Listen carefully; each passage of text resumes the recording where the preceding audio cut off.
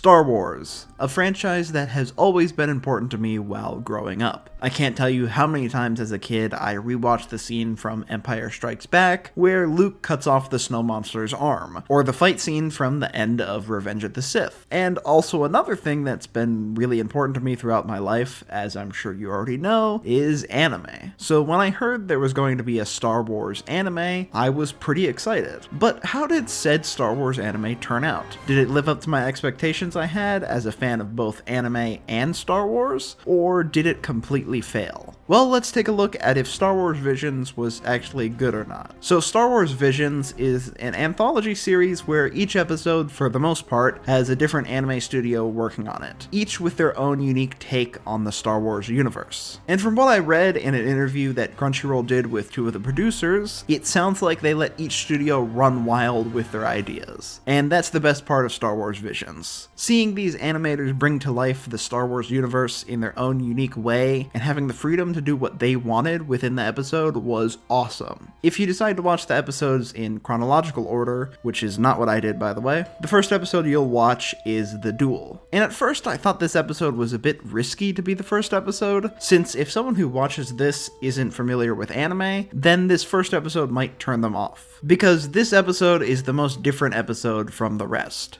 The episode is completely black and white, reminiscent of an old samurai movie. Oh, except for the lightsabers, which actually made the lightsabers really stand out and look great. In the episode, it has a mysterious man wander into this village that starts getting attacked by some stormtroopers and a Sith. And when the Sith first arrives, she uses an umbrella lightsaber. Yes, you heard me right. She uses a lightsaber shaped like an umbrella, which was so freaking awesome. Then the wandering man decides to lend a hand, and it turns out that he's also a Sith. But he still decides to defend the town, and he fights the other Sith in what is one of my favorite fight scenes of the series. The fight is really exciting and animated beautifully, which is the case with every single fight scene in the series. And by the time I finished the episode, I understood why they chose this episode as the first one people see. That's because it lets the viewer know that this is going to be different from any other Star Wars story they've experienced before. The uniqueness of this episode, I feel, perfectly sets the tone for what to expect of Star Wars Visions. And each episode after that is totally different from the last, with its own unique art style and its own unique take on the Star Wars universe. Now, not every episode was great, mostly because each episode lasts about 15 minutes, and it isn't always enough time to tell a good story. This is actually why I've never really been a fan of anthology series myself, but where the episodes lack in story, it makes up for with its animation.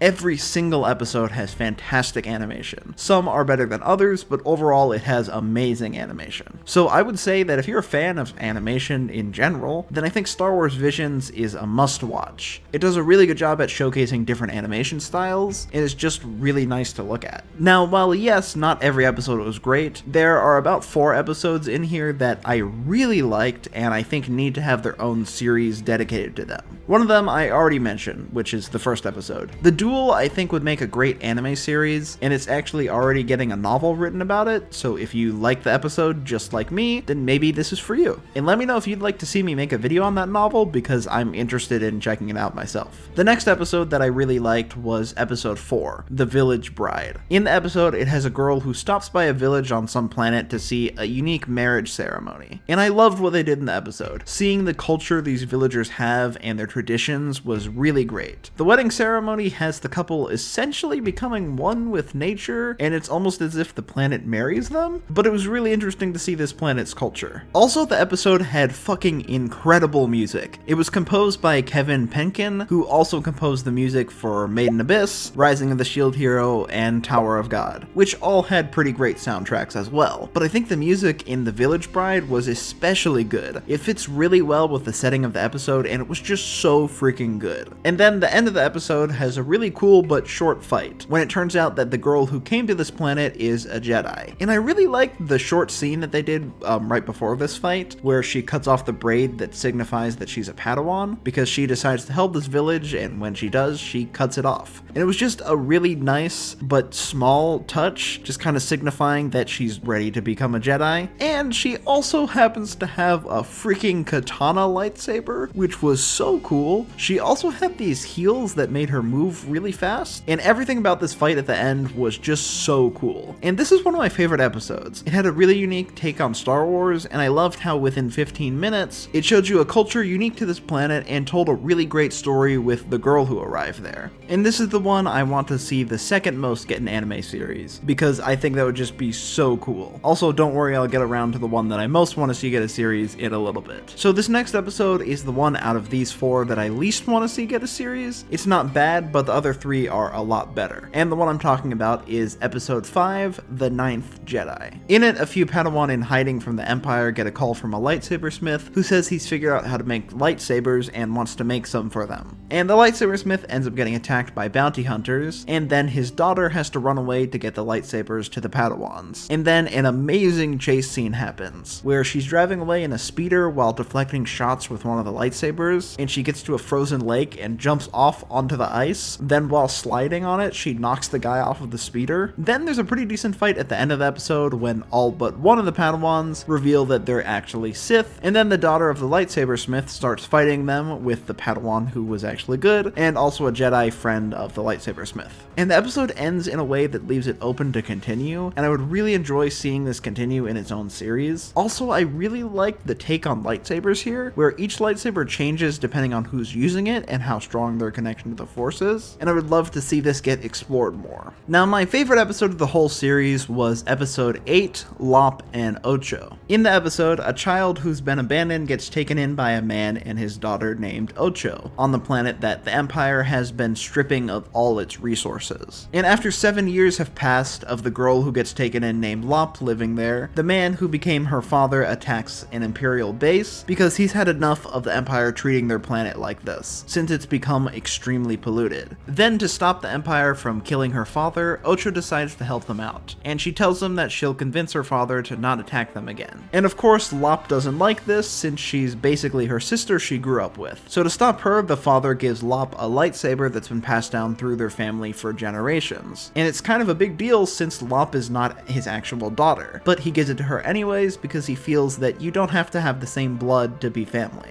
And it's a really touching scene that made me really invested in these characters. Then the episode's climax was incredible. Lop ends up fighting with Ocho, who is upset that she wasn't the one to get the lightsaber, and while they fight, Lop tries to convince her to stop. And it's my favorite fight in the entire series, because not only does it have phenomenal animation, it's also a really tense fight between these two sisters, who were forced into this situation because of the Empire. And this episode doesn't really finish off the story. Ocho ends up getting away, and it ends with a shot of Lop standing in the aftermath of their battle, so it basically ends off on a cliffhanger, and I really want to see what happens next. This was my favorite episode. It executed everything amazingly, and I really want to see this get a standalone series, because I think that would be incredible. So these 4 are ones that I thought were really good, and I definitely think they deserve standalone series. The other episodes were kind of just okay. Of course, the animation was great, but they were lacking in the story department. Episode 2, Tatooine Rhapsody, had pretty good music, and it was cool seeing an anime Boba Fett and Jabba the Hutt. Also, I should note that I watched it in Japanese, so I can't really speak on if the music was good in other languages or not, but besides the music, it was just kind of okay. Episode 3, The Twins, which was the one I was most looking forward to, was disappointing, but it was pretty cool, and it did some things that only Trigger would do, which I was okay with since I love Trigger, but overall it wasn't really that great. Episode 6, Toe B1, had the most unique art style and animation, looking like a Disney Astro Boy, which is to be expected of the people over at Science Saru since they usually have a very unique animation style. And it had something I never thought I'd see, a droid fighting with a lightsaber and using the Force. Also, the fight was pretty good. Episode 7, The Elder, was almost really good. It had a pretty good fight, and it had a really ominous old Sith guy, which I really liked, but it just kind of felt like